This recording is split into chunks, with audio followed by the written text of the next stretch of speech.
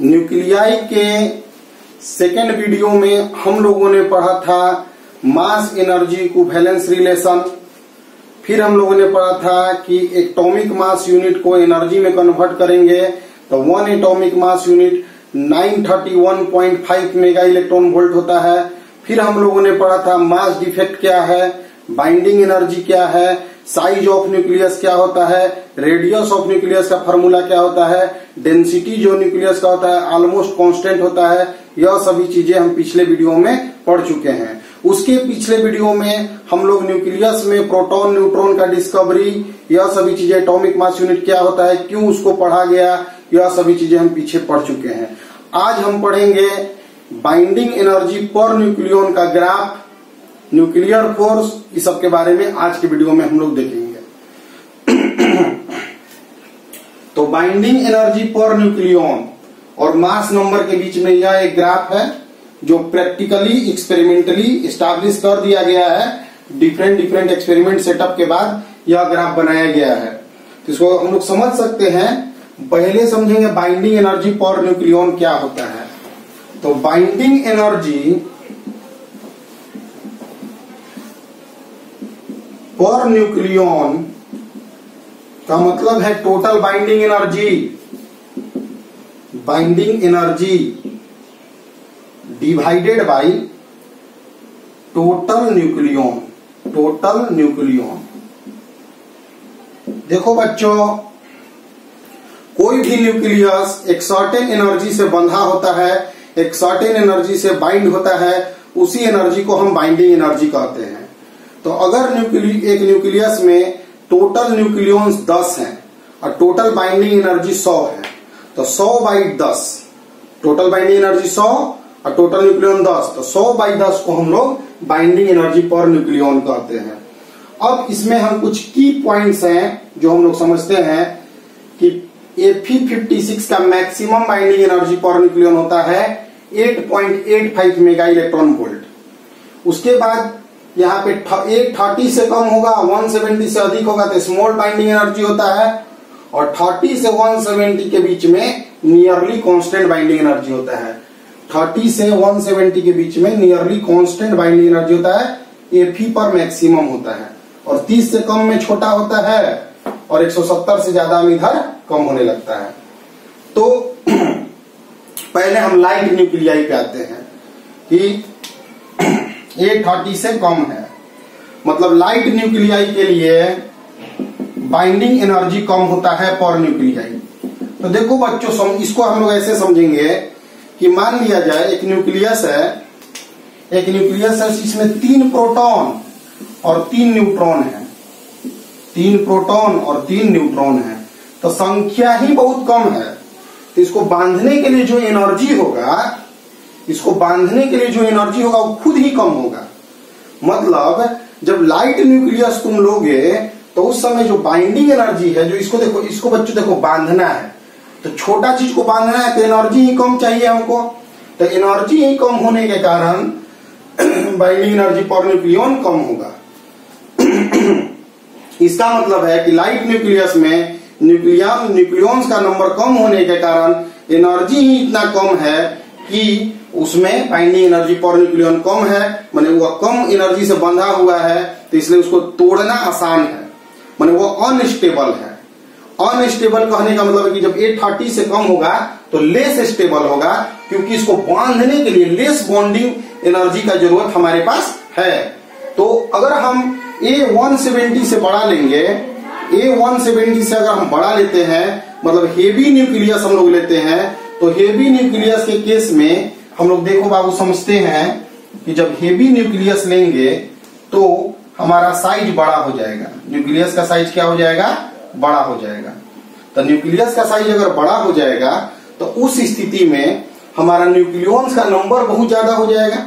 तो न्यूक्लियंस का नंबर बहुत ज्यादा हो जाएगा तो डिवाइड ज्यादा से होगा, तो फिर बाइंडिंग एनर्जी पर न्यूक्लियन कम हो जाएगा। मतलब छोटा न्यूक्लियस में energy, binding energy per nucleon कम इसलिए होता है क्योंकि बाइंडिंग एनर्जी कम होता है, और बड़ा न्यूक्लियस में बाइंडिंग एनर्जी पर न्यूक्लियन कम इसलिए होता है क्योंकि न्यूक्लियन ज्यादा होने के कारण डिवाइड ज्यादा से हो जाता है। एक बात और समझना है बाबू कि बड़े न्यूक्लियस अनस्टेबल क्यों होते हैं। तो देखो एक न्यूक्लियर फोर्स है जो इसके बाद हम बताने जा रहे हैं।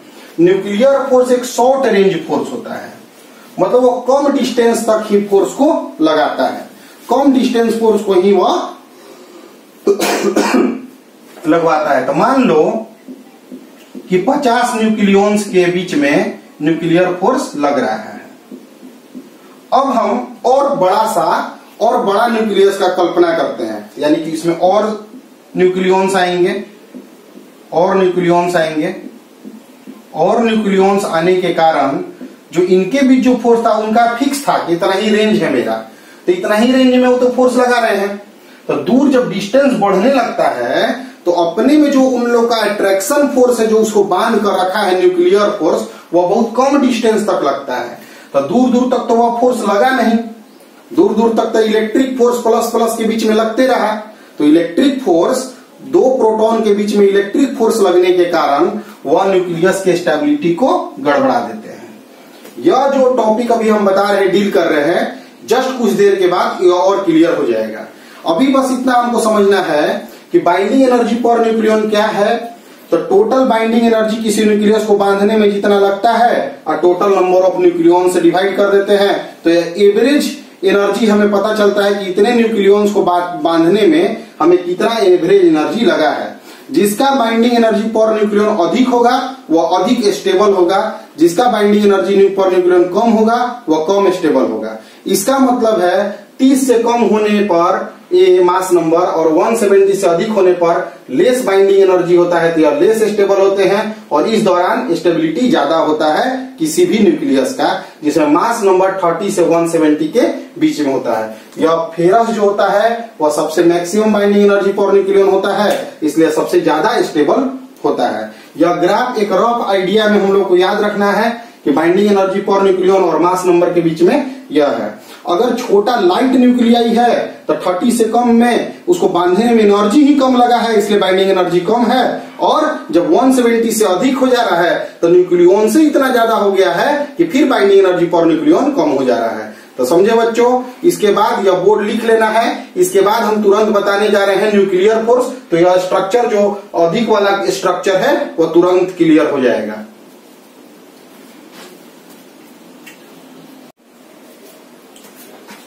जैसा कि कुछ देर पहले हम पढ़ रहे थे बाइंडिंग एनर्जी पर न्यूक्लियॉन का ग्राफ में, उस ग्राफ में हम लोग देखें कि कोई भी न्यूक्लियस को बांध कर एक एनर्जी रखता है, वही बाइंडिंग एनर्जी होता है। तो अब एनर्जी के टर्म में तो हम समझ गए कि एनर्जी मास से एनर्जी में कन्वर्ट होता है, वही एनर्जी न्यूक्लियस को बांधकर रखता है। लेकिन अब मैटर यह है कि क्या फोर्स लगता है न्यूक्लियॉन के बीच में कि वह स्टेबिलिटी को पाते हैं। तो इस बात को समझना है बाबू बढ़िया से कि न्यूक्लियर फोर्स, पहले तो समझें कि एक न्यूक्लियस में होता क्या है। तो प्रोटॉन होता है, न्यूट्रॉन होते हैं, यही बाबू न्यूक्लियॉन्स कहे जाते हैं। यह न्यूक्लियस है। तो न्यूक्लियर फोर्स एक फोर्स है जो कि लगता है न्यूक्लियॉन्स के बीच में, इनसाइड न्यूक्लियस। न्यूक्लियस के अंदर जो न्यूक्लियॉन्स हैं उनके बीच एक फोर्स लगता है जो न्यूक्लियर फोर्स है, और वही रिस्पॉन्सिबल है न्यूक्लियस को बांधने के लिए। यह इलेक्ट्रिक फोर्स और ग्रेविटेशनल फोर्स नहीं है। जैसे कि इलेक्ट्रिक फोर्स चार्ज के कारण लगता है और ग्रेविटेशनल फोर्स मास के कारण लगता है, यह वह दोनों फोर्स नहीं है। देखो बाबू, ग्रेविटेशनल फोर्स तो बहुत शॉर्ट रेंज फोर्स होता है, बहुत छोटा फोर्स होता है, और यहाँ पे मास तो नेग्लिजिबल है, बहुत कम मास है, इसलिए ग्रेविटेशनल फोर्स का तो यहाँ इश्यू ही नहीं है, बहुत कम फोर्स है। प्रोटॉन के बीच में प्लस प्लस चार्ज है, तो यह प्लस प्लस धकेल रहा है एक दूसरा को, तो इनके बीच में और कोई फोर्स लगना चाहिए, इनके बीच में और कोई फोर्स लगना चाहिए जो न्यूक्लियस को बांध कर रख रहा है। तो बाबू बातों को समझोगे तो न्यूक्लियॉन्स के बीच में न्यूक्लियर फोर्स लगता है, न्यूक्लियॉन्स के बीच में न्यूक्लियर फोर्स लगता है जो कि न्यूक्लियस को बांध के रखता है। और यह बड़ा होगा इलेक्ट्रिक फोर्स से तभी ना बांध के रख पाया। अगर इलेक्ट्रिक फोर्स बड़ा रहता तो धकेल के निकाल देता। इसका मतलब न्यूक्लियर फोर्स अट्रैक्टिव नेचर का फोर्स होता है जो कि न्यूक्लियॉन्स के बीच में लगता है। इलेक्ट्रिक फोर्स से अलग फोर्स है यह, और यह न्यूक्लियस को बांधने के लिए रिस्पॉन्सिबल है। तो यह पॉइंट ध्यान दो बाबू, यह इलेक्ट्रिक फोर्स और ग्रेविटेशनल फोर्स तो नहीं है, यह स्ट्रॉन्गेस्ट फोर्स है नेचर का। बात समझो बाबू, जो भी फोर्स अभी तक हम लोग जानते हैं उसमें gravitational force, electric force, magnetic force और न्यूक्लियर फोर्स जानते हैं, जिसमें सबसे बड़ा फोर्स होता है न्यूक्लियर फोर्स, फिर होता है इलेक्ट्रिक फोर्स, फिर होता है मैग्नेटिक फोर्स और फिर होता है ग्रेविटेशनल फोर्स। तो इन सभी में सबसे बड़ा फोर्स न्यूक्लियर फोर्स होता है, क्योंकि इलेक्ट्रिक फोर्स से बड़ा है तभी ना डोमिनेट कर रहा है। फिर है यह शॉर्ट रेंज फोर्स है, इसका रेंज बहुत कम मीटर के लिए होता है, 10⁻⁻15 मीटर से भी कम में ही इसका रेंज होता है। तो कहने का मतलब है कि अगर न्यूक्लियस का साइज बड़ा होते जाएगा, न्यूक्लियस का साइज बड़ा होते जाएगा तो उसमें और न्यूक्लियॉन्स ऐड होते जाएंगे, और न्यूक्लियॉन्स ऐड होगा तब ना न्यूक्लियस का साइज क्या होगा बाबू, बड़ा होगा। तो साइज बड़ा जब न्यूक्लियस हो जाएगा तो न्यूक्लियर फोर्स तो नहीं लगेगा दूर दूर तक, लेकिन इलेक्ट्रिक फोर्स तो लगेगा दूर दूर तक। Electric force long range force है, तो इलेक्ट्रिक फोर्स दूर दूर तक लगता है, जबकि न्यूक्लियर फोर्स कम तक ही लगता है। इसीलिए बहुत बड़े न्यूक्लियस के लिए न्यूक्लियर फोर्स कमजोर होने लगता है और एटम जो होता है स्टेबल नहीं हो पाता है, न्यूक्लियस जो होता है स्टेबल नहीं हो पाता है। जैसा कि पीछे हम पढ़े थे कि 170 मास नंबर से अधिक अगर हो जाता है, 170 न्यूक्लियॉन से अधिक हो जाता है न्यूक्लियस नंबर, तो उसका साइज बड़ा होने के कारण न्यूक्लियर फोर्स सभी पर नहीं लग पाता है, जिसके कारण न्यूक्लियस स्टेबल नहीं हो पाता है। फिर इसके बाद लिखा गया एक कॉम्प्लेक्स फोर्स है, जैसे कि इलेक्ट्रिक फोर्स और ग्रेविटेशनल फोर्स का मैथमेटिकल फार्मूला होता है, मैथमेटिकल फॉर्म होता है। इसके पास कोई भी मैथमेटिकल फार्मूला नहीं है। जैसे सिंपल फोर्स होता है कि वह इनवर्स स्क्वायर लॉ को ओबे करता है। इनवर्स स्क्वायर लॉ का मतलब बाबू F inversely proportional to R square. या ग्रेविटेशनल फोर्स, इलेक्ट्रिक फोर्स, सब चीज, मैग्नेटिक फोर्स, सब चीज इनवर्स स्क्वायर लॉ को ओबे करते हैं। वह सभी फोर्स सिंपल फोर्स होते हैं, जबकि कॉम्प्लेक्स फोर्स है न्यूक्लियर फोर्स, इसका कोई भी मैथमेटिकल फॉर्मूला नहीं है। यह इलेक्ट्रिक चार्ज पर डिपेंड नहीं करता है, मतलब प्रोटॉन प्रोटॉन के बीच में भी लगेगा, प्रोटॉन न्यूट्रॉन के बीच में भी लगेगा और न्यूट्रॉन न्यूट्रॉन के बीच में भी लगेगा। यानी न्यूक्लियर फोर्स प्रोटॉन प्रोटॉन के बीच में भी लगता है अट्रैक्टिव, न्यूट्रॉन न्यूट्रॉन के बीच में भी लगता है अट्रैक्टिव, और प्रोटॉन और न्यूट्रॉन के बीच में भी लगता है अट्रैक्टिव। इसका मतलब है कि यह चार्ज पर डिपेंड नहीं करता है। यह सेचुरेटेड फोर्स है। सेचुरेटेड मतलब शॉर्ट रेंज फोर्स का ही पार्ट है कि यह बहुत अपने अगल बगल को ही केवल फोर्स लगाता है। मतलब अगर प्रोटॉन है तो बस अपने अगल बगल को ही फोर्स लगाएगा, दूर दूर तक फोर्स नहीं लगाएगा। जबकि electric force, gravitational force, magnetic force दूर दूर तक बॉडीज पर भी फोर्स लगाते हैं। वह सभी फोर्सेस अनसेचुरेटेड होते हैं, जबकि न्यूक्लियर फोर्स एक सेचुरेटेड फोर्स होता है। यह कॉम्प्लेक्स फोर्स है, इसलिए न्यूटन का कोई भी law, first law, second law, third law को ओबे नहीं करता है, स्पिन ऑफ इलेक्ट्रॉन पर निर्भर करता है। तो न्यूक्लियर फोर्स के बारे में कॉन्सेप्ट बस इतना समझना है कि किसी भी न्यूक्लियस के अंदर न्यूक्लियॉन्स होते हैं और वह बंधे होते हैं एक स्ट्रॉन्ग फोर्स से, जो न्यूक्लियस को आपस में बांध कर रखता है, वही फोर्स न्यूक्लियर फोर्स होता है। वह बहुत शॉर्ट रेंज फोर्स होता है, बहुत छोटे ही दूरी में लगता है, इसलिए बड़ा साइज के लिए स्टेबिलिटी गलत होने लगता है, अनस्टेबल होने लगता है। समझ गए बच्चों? बोर्ड को नोट करके लिख लेना है।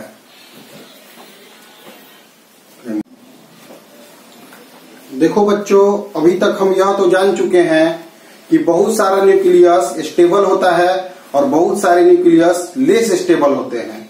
तो जो लेस स्टेबल न्यूक्लियस होते हैं वह स्टेबिलिटी पाना चाहते हैं।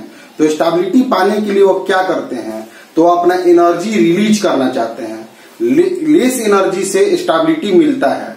तो एनर्जी रिलीज करने के लिए वह दो प्रक्रियाओं में जाते हैं। या तो वह फ्यूजन, मतलब टूटता है, बड़ा न्यूक्लियस छोटे छोटे न्यूक्लियस में टूट कर स्टेबल होना चाहता है, या फ्यूजन। फ्यूजन मतलब दो छोटे न्यूक्लियस मिलकर बड़े न्यूक्लियस में बनते हैं। यह बातें हम नेक्स्ट वीडियो में तुम लोग को बताएंगे। उसके अलावा एक और सा सेल्फ प्रोसेस है रेडियो एक्टिविटी, जिसका जो कि हम पहला वीडियो में एक बार यूज किए थे वर्ड रेडियो एक्टिविटी, वो भी हम तुम लोग को नेक्स्ट वीडियो में बताएंगे। अभी हम एक न्यूमेरिकल बताते हैं, बहुत ही सिंपल सा एवरेज एटॉमिक मास निकालने का न्यूमेरिकल है।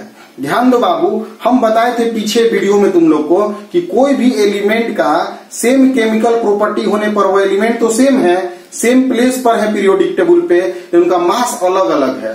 ठीक है, तो कोई भी एलिमेंट बहुत सारे आइसोटोप रखते हैं। जैसे कि दिया हुआ है कि एक लिथियम है, इसका दो स्टेबल आइसोटोप है, एक यह और एक यह, जिसमें एक है 7.5% और एक है 92.5%। दोनों का परसेंट, लिथियम 6 का परसेंटेज दिया है, लिथियम 7 का ही परसेंटेज दिया है। दोनों का मासेज भी दिए हुए हैं। तो एटॉमिक मास हम लोग को लिथियम का निकालना है। तो आइसोटोप्स के जो एवरेज एटॉमिक मास होते हैं वही एटॉमिक मास होता है। तो एटॉमिक मास किसी भी एलिमेंट का निकालना होगा तो हमें एवरेज वैल्यू निकालना होता है। हो सकता है यह 3 आइसोटोप्स में, 4 आइसोटोप्स में भी बटे हुए हों। तो एक छोटा सा न्यूमेरिकल है, लेकिन सिंस बोर्ड के क्वेश्चंस में यह सभी क्वेश्चंस आते हैं, इसलिए ध्यान दोगे बच्चों, ध्यान दो। तो एटॉमिक मास हमें अगर निकालना हुआ, एटॉमिक मास अगर हमें निकालना होगा तो 7.5% है कौन? तो मास है 63 लिथियम, यह है, प्लस 92.5% है मास ऑफ 7 लिथियम, यह है बाबू, डिवाइडेड बाई 100। यही मान लो कि 3 आइसोटोप दिया रहता है ए बी सी, एक 20%, एक 30% और एक 50%। तो 20% ए का मास, 30% बी का मास और 50% सी का मास, वही average value total atomic mass हमारा निकल जाता। तो एटॉमिक मास निकालने के लिए इतना परसेंट इसका, इतना परसेंट इसका निकाल लेंगे, वही एवरेज एटॉमिक मास होगा। तो 7.5 और इसका मास दिया हुआ है 6.01512 प्लस 92.5, इसका मास दिया हुआ है 7.01600 और डिवाइडेड बाई 100। यही atomic mass unit, atomic mass मेरा लिथियम का आ गया। तो एक सिंपल सा न्यूमेरिकल है बाबू।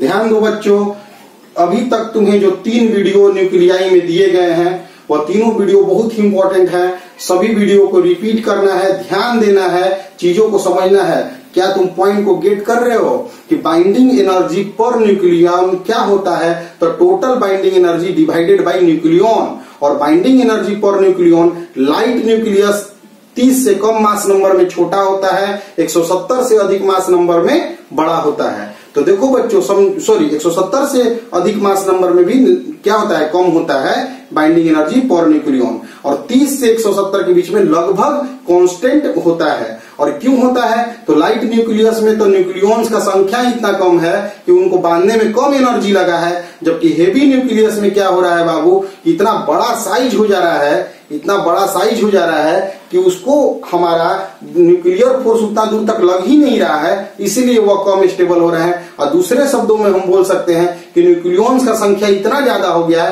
कि ज्यादा से डिवाइड होने के कारण बाइंडिंग एनर्जी पर न्यूक्लियॉन जो हो रहे हैं कम हो रहे हैं। समझे बच्चों? तो यह आज के वीडियो में तुम्हें बताया गया बाइंडिंग एनर्जी पर न्यूक्लियॉन का सभी कॉन्सेप्ट, न्यूक्लियर फोर्स का सभी कॉन्सेप्ट। सभी को वीडियो को ध्यान से देखोगे, हर बार बहुत सारे की पॉइंट्स बोला जा रहा है, की पॉइंट्स को बार बार देखोगे। वीडियो अगर फास्ट लग रहा है तो बार बार रिपीट कर लेंगे, स्लो लग रहा है तो मैनेज करेंगे स्पीड में, और ध्यान देंगे। एकदम परफेक्ट बताया गया है अभी तक तीनों न्यूक्लियस का चैप्टर। एटम चैप्टर के 7 वीडियो पहले दिए हुए हैं, उन 7 वीडियो को रिवीजन करते रहना है, क्वेश्चन आंसर देखते रहना है। जिस चीज का प्रिपरेशन करना है एक अपना मूल मंत्र बनाना है। और ये मैथ्स के वीडियो जो जा रहे हैं, रिलेशन के वीडियो जो जा रहे हैं, रिलेशन के वीडियो में 4 वीडियो गए हैं। उसके बाद फंक्शन जो स्टार्ट होगा, फंक्शन को देखना है बच्चों। मैथ को एकदम शुरू से ही पकड़ के रखना है। तो धन्यवाद।